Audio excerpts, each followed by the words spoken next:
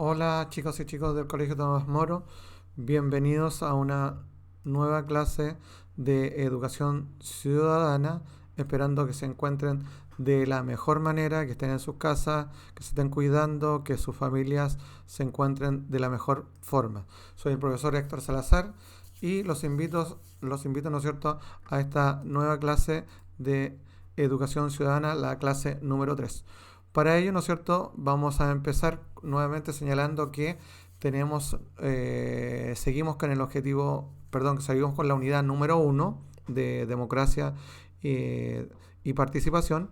Y nuevamente con el tema de la participación, nuestro tema que nos convoca el día de hoy es del querer al poder, ciudadanía activa, movilizando a la comunidad. Para ello, igual vamos a trabajar, igual que en las clases anteriores, con el objetivo 6, que es reflexionar, ¿no es cierto?, personal y grupalmente en diversas formas de participación y su aporte al fortalecimiento del bien común. Y también el OAD, que tiene que ver con analizar interpretaciones, perspectivas, diversas fuentes, considerando propósito, intencionalidad, enfoque y contexto del autor, porque vamos a trabajar con varios artículos el día de hoy. Comencemos entonces. ¿Qué mueve a la persona a organizarse? Esa es la pregunta para iniciar, ¿no es cierto?, esta clase de hoy. Señalemos que muchas veces, ¿no es cierto?, como está ocurriendo con esta gran tragedia que estamos viendo el día de hoy, el Estado no da abasto, ¿no es cierto?, para resolver los problemas. ¿Y qué hace ahí las personas? Bueno, se van a organizar y van a pasar, ¿no es cierto?, de estar ahí en sus hogares sin hacer nada, van a pasar al activismo. Y ese activismo, ¿no es cierto?, significa que se van a organizar y van a tratar de mejorar su realidad ayudándose mutuamente. Y obviamente que el Estado va a tratar, pero si no puede, ¿no es cierto?, estas comunidades organizadas le van a exigir, ¿no es cierto?, que traten de mejorar sus condiciones o que traten de ir en ayuda cuando así lo requieran. Por lo tanto, la pregunta que se hace es, ¿qué hace una persona decida, qué hace que una persona decida convertirse en activista? El siguiente testimonio de una adolescente afroamericana, recogida por la académica Jessica Taft, nos entrega algunas pistas al respecto. Leamos entonces este recurso número 1. Dice, la encarnizada lucha de Lisette por la salud y seguridad de sus comunidades finalmente se vio recompensada el verano del 2001 cuando un centro de tratado de desechos tóxicos de la Bahía de San Francisco, el mismo que su organización juvenil venía intentando clausurar por más de 8 años, fue obligada a cerrar. Motivada por su ira frente a la indiferencia del centro de tratado de desechos por los problemas de salud de su comunidad habitada por vecinos pobres y afroamericanos, Lisette pasó incontables horas planeando eventos educacionales, mitines y conferencias de prensa.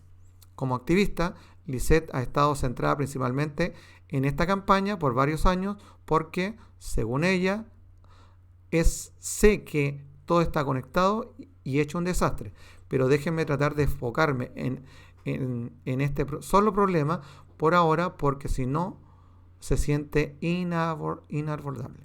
Perdón. Sacado del New York University Press. ¿Ya? Entonces tenemos ese recurso, ¿no es cierto?, donde señala que pasar a la acción, a este activismo, ¿no es cierto?, da su fruto.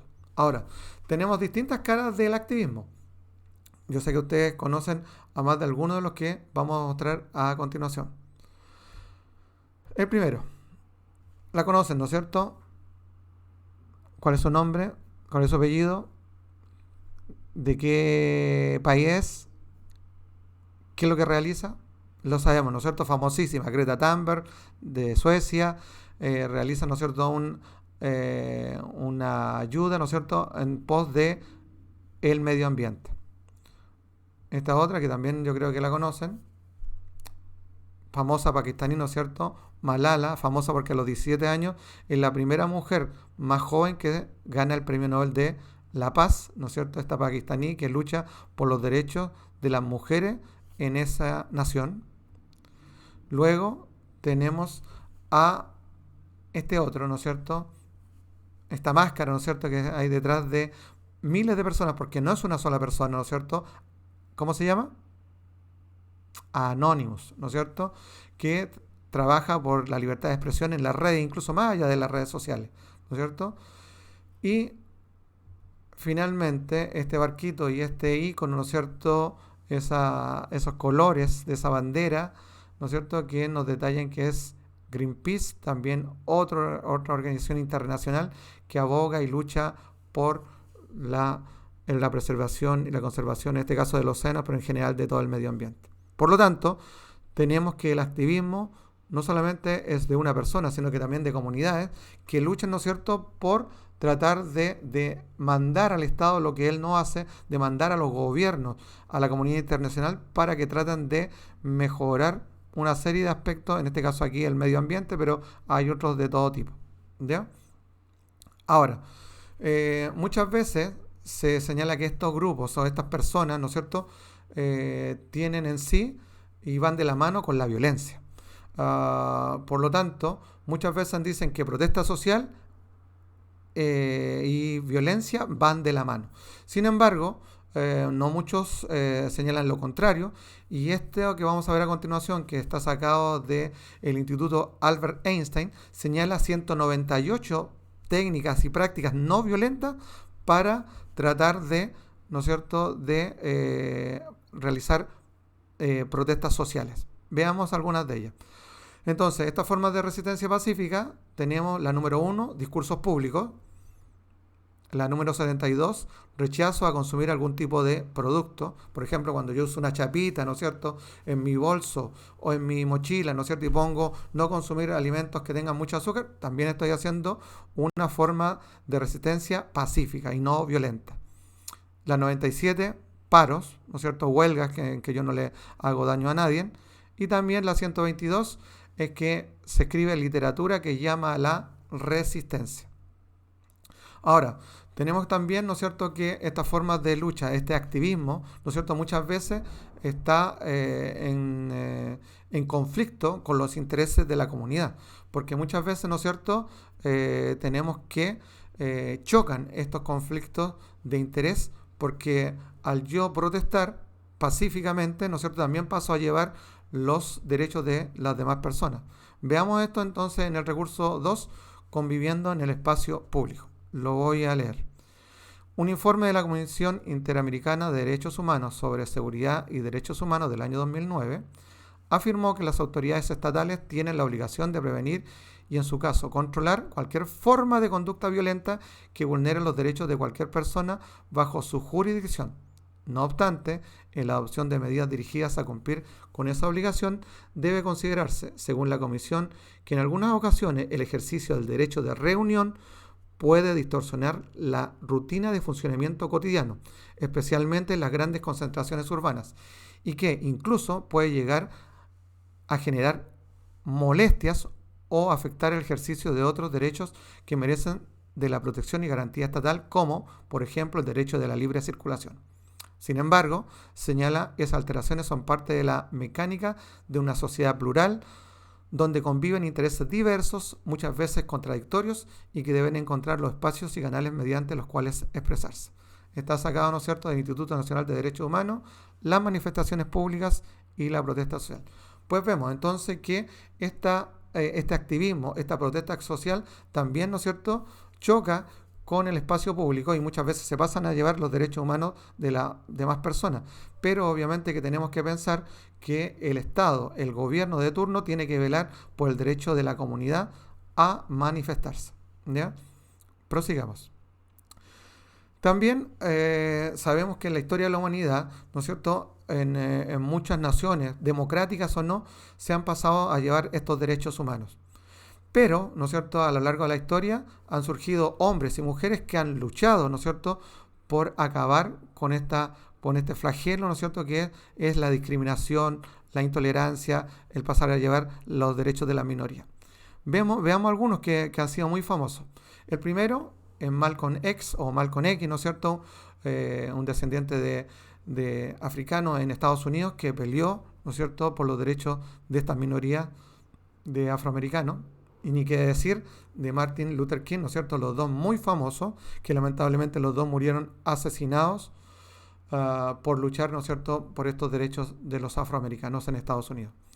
También tenemos a estas mujeres, a estas madres de la Plaza de Mayo en la Argentina, ¿no es cierto?, famosísimas, que han luchado desde que se implanta esta dictadura militar en la Argentina, y por saber la ubicación, ¿no es cierto?, de sus detenidos desaparecidos y saber qué pasó realmente con ellos. También, ¿no es cierto?, tenemos en Chile, ¿no es cierto?, la organización que abogaba por los derechos humanos también, ¿no es cierto?, que también ha luchado enormemente por saber el paradero de estas personas. También tenemos en la Unión Soviética, en la extinta Unión Soviética, a esta persona, a esta mujer, Ludmila Alexeyeva, ¿no es cierto?, que también luchó incansablemente por la libertad de expresión, por los derechos humanos en esta nación ya extinta. Ahora, tenemos también que no solamente el voto, el activismo, la participación política está dentro de la participación, sino que también está otro, que es la solidaridad y el voluntariado como formas de participación. Veamos entonces el recurso 3, el impacto del voluntariado. Yo no lo voy a leer, se los voy a dejar como tarea, ¿no es cierto?, tanto el recurso 1, 2 y 3, para que después en la actividad que ustedes tienen que realizar, lo lean, ¿no es cierto?, y entiendan de qué está hablando, de esta importancia y el impacto que tiene el voluntariado en nuestro país y a nivel internacional. ¿Ya? Veamos ahora algunas formas de trabajo y de organizaciones de trabajo voluntaria. Veamos estas tres. Primero, esta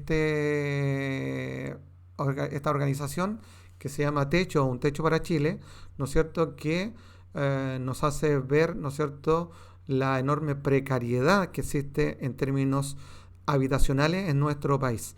¿Por qué? Porque obviamente que este organismo lucha, ¿no es cierto?, para que y llegar con ayuda, ¿no es cierto?, en cuanto a construcción de viviendas básicas para población vulnerable que no tiene, ¿no es cierto?, los recursos para adquirir una vivienda o para arrendar incluso una vivienda. Entonces, sabemos que los campamentos proliferan en nuestro país, que a la vez que se cierran campamentos, surgen muchos más, y este organismo, ¿no es cierto?, a nivel país, ¿no es cierto?, sabemos que el Estado no da abasto para esto, entonces ayuda a estas comunidades para lograr un techo o una casa propia, una casa básica, digamos, donde poder, ¿no es cierto?, guarecerse. Tenemos este otro, famosísimo, ¿no es cierto?, que es la Cruz Roja Chilena, que habla, ¿no es cierto?, de voluntarios en los hospitales, ahora en la primera línea, ¿no es cierto?, en el estallido social, ayudando a las personas que tienen algún inconveniente de tipo sanitario o de salud. ¿Ya? Y un tercero, ni qué decir, que están cumpliendo años, ¿no es cierto?, cada 30 de junio, los bomberos, que sabemos que en nuestro país, a diferencia de otros, son voluntarios, ¿no es cierto?, y que cumplen esta gran labor, que no solamente apagar un incendio, sino que también, ¿no es cierto?, ayudar en el rescate de personas. ¿Ya? Por lo tanto, cumplen una labor fundamental. ¿Ya? Entonces tenemos ahí tres organizaciones de tipo voluntario. Ahora, sabemos que también hay muchos más actividades, ¿no es cierto?, de tipo voluntaria, ¿ya? Hay muchos más de tipo de acciones de voluntaria, y que también que hay otras formas, ¿no es cierto?, de participar en la comunidad, que son múltiples, variadas y más cercanas de lo que nosotros creemos. Incluso en nuestro mismo colegio están presentes. ¿Ya? Veamos algunas de ellas. Tenemos los sindicatos. Sabemos que cuando muchas personas, con ustedes como estudiantes, ¿no es cierto?, dejen la enseñanza media, después dejen la enseñanza superior, donde saquen un cartón de tipo profesional, van a entrar a un lugar de trabajo, y ahí, ¿no es cierto?, van a tener que adscribirse, ¿no es cierto?, a un sindicato que va a luchar, ¿no es cierto?, por mejorar las condiciones de esa profesión. Momento. Un pequeño break. Entonces, ese sindicato lucha, ¿no es cierto?, por velar por los montos de los trabajadores, el sueldo de los trabajadores, las condiciones de de las condiciones de trabajo en todo tipo. Por lo tanto, el sindicato es un organismo muy, muy importante de agrupación de tipo social. Tenemos otra que es la parroquia. Más de ustedes, algunos de participar en una parroquia, ¿no es cierto? Y hoy día, en este tiempo de pandemia, ¿no es cierto? ¿Ayuda en qué? En ollas comunes, en dar albergue, en dar apoyo, no solamente material, sino que también espiritual. Por lo tanto, esta comunidad parroquial que se forma en esta comunidad, en este barrio, en esta comuna, ¿no es cierto? Es una importante labor solidaria que ayuda a la comunidad. También tenemos, ya lo habíamos hablado en otra oportunidad, la junta de vecinos, ¿no es cierto? Estas juntas de vecinos que ayudan enormemente a esta comunidad, ¿no es cierto? Tratando de velar y de exigir, ¿no es cierto?, mejores normas de convivencia dentro del barrio, ¿ya? Y por último tenemos a los partidos políticos que sabemos que no muchos les gustan, ya lo hemos conversado, que no muchos participan, pero sí hay gente que participa, sí hay gente que se inscribe en ello, porque sabemos que también en todo momento, como en esta pandemia, están cumpliendo un rol vital, porque, ¿no es cierto?, sabemos que están llevando propuestas para cómo mejorar esta situación, ¿ya? A largo plazo, ni siquiera en el corto plazo, sino que también a largo plazo. Entonces ahí tenemos los alcaldes de distintos partidos políticos, los diputados y senadores de diferentes ámbitos políticos que están tratando de mejorar, ¿no es cierto?, esta situación. Vamos a pasar ahora entonces a las actividades. ¿Qué actividades vamos a realizar? Las siguientes. Las siguientes actividades. La primera actividad, la número 1, es ¿qué tienen que hacer? Redactar una carta en la que cuentes a un estudiante extranjero tu participación por medio del activismo o protesta, en alguna causa, obviamente. En ella explícale qué te llevó a participar y qué impresiones te dejó. Si nunca lo has hecho, explica en tu carta por qué y si te gustaría participar en el futuro o no. En la número 2, luego de revisar los recursos presentados, ¿cuál crees que es la forma de activismo o protesta que más puede ayudar a mejorar la sociedad? Elabora 2 argumentos que sustenten tu respuesta y escríbelos, obviamente, en tu cuaderno. En la número 3, de acuerdo con el recurso número 1, reflexiona cuál es la actividad solidaria que más realizan los chilenos, cuál es la que menos. ¿Crees que estas conductas aportan a una sociedad en la construcción de una sociedad más justa? Elabora una conclusión en la que responda a estas preguntas, incluyendo en ella al menos 2 argumentos. La pregunta 4, a partir de las descripciones presentadas en los recursos 2 y 3, señala a quienes piensa que benefician estas instituciones con sus labores de voluntariado. ¿Ya? En la pregunta 5, elabora una lista de las organizaciones de voluntariado que existen en tu localidad. Luego escoge una de ellas e investiga sus principales características y objetivos. Para concluir, diseña un afiche sobre esta organización elegida, dando a conocer lo que indagaste sobre ella e invitando a tus compañeros a participar como voluntario. En la pregunta 6, elige una forma de participación mencionada en la ilustración e investiga cómo se organiza y cómo incide en la sociedad. La pregunta 7, elabora un listado de al menos 5 características para ser un buen participante dentro de estos espacios de participación ciudadana. Fundamenta cada una de ellas. Y por último, la pregunta número 8, piensa en una problemática que afecta a tu comunidad, propone una instancia de participación ciudadana que ayude a resolverla, quienes debiesen participar y cómo se deberían organizar.